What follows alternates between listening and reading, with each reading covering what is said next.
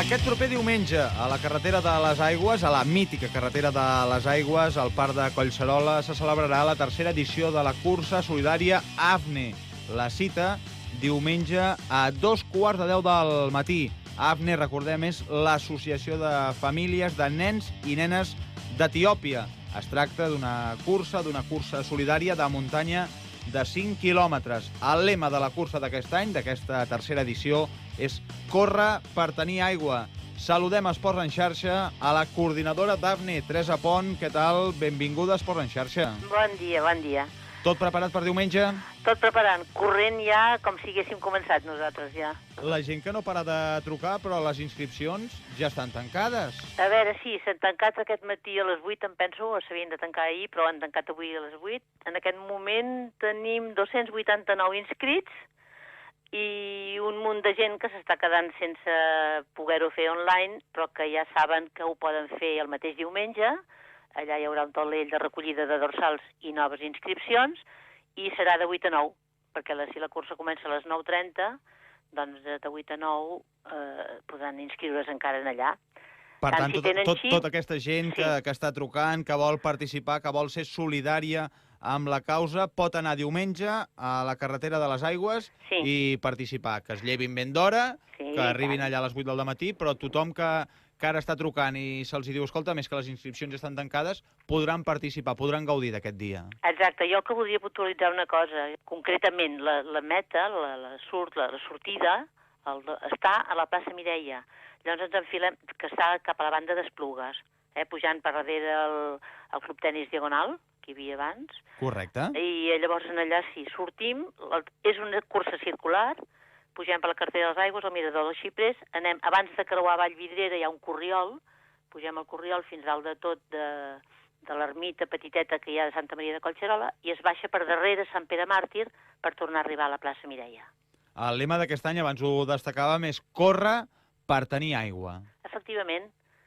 AFNE coopera amb Etiòpia des de fa molts anys, des del 2003. Hem tingut diferents llocs de cooperació i els darrers 6 anys estem cooperant amb Ukaturi, que és un poblet a 80 quilòmetres d'Addis Abeba, de la capital, i allà hi ha un centre matern-infantil i AFNE tot el que recapta durant l'any, les activitats que fem i tot, doncs va per allà. Allà hi ha nens en edat preescolar de 4 a 6 anys que no poden anar a escola, i mentre se'ls dona alimentació, 2 àpats calents al dia, salut, sanitat i estudis. I mentrestant les seves mares aprenen a cultivar, a conrear els camps, per poder tenir un petit hort a casa seva, que això no s'estilen allà. Que bonica, Teresa.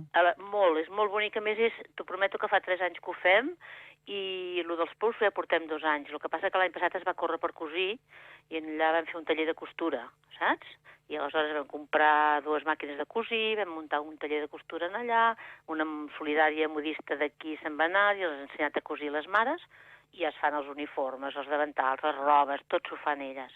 I això també és una satisfacció molt gran, perquè veus que realment va directe a aquella gent i que el que es fa val la pena. Val la pena. I en quant als pous, allà és una zona de risc alimentari, no hi ha aigua. Tu saps que a Etiòpia només hi ha temporada de pluges i temporades de sequera, i esclar, quan plou no saben què fer-ne de l'aigua, però quan és sequera es queden a 2 aigües, sense aigua, millor dit.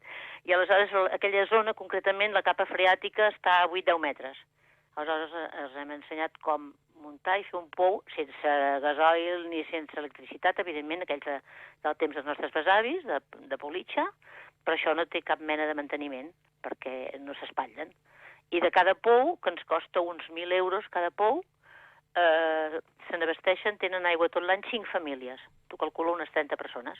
Déu-n'hi-do. Sí, i poden conrear el camp, el seu hort, tenen els seus horts. Perquè mentre els nens estan a escola, les mares amb aquest curset aprenen a fer-ho tot, i quan acaben el curset se'ls dona llavors, eines i tots els mitjans possibles, i aleshores no tan sols se'ls dona perquè elles facin, sinó que tenen un control d'un horticultor etíop, evidentment hi ha 3 o 4 mestres, que controlen què fan, com ho fan, si tenen problemes, si hi ha... És fantàstic, t'ho prometo. Una tasca molt necessària i que fa AFNE, aquesta associació de famílies de nens i nenes d'Etiòpia, que està aquí a Barcelona, a Catalunya, i aquest diumenge fer esport, que és salut, però també és un dia de retrobament, de fer família, de gaudir Sí. i d'ajudar, perquè és una cursa solidària 100%. 100%. Jo et voldria dir una cosa, si encara puc dir-te-la. Evidentment. Aquest any els que no corren, perquè hi ha molta gent doncs, que no està per córrer i per tot això, o sigui, no tots són runners, doncs poden participar-hi amb el dorsal 000.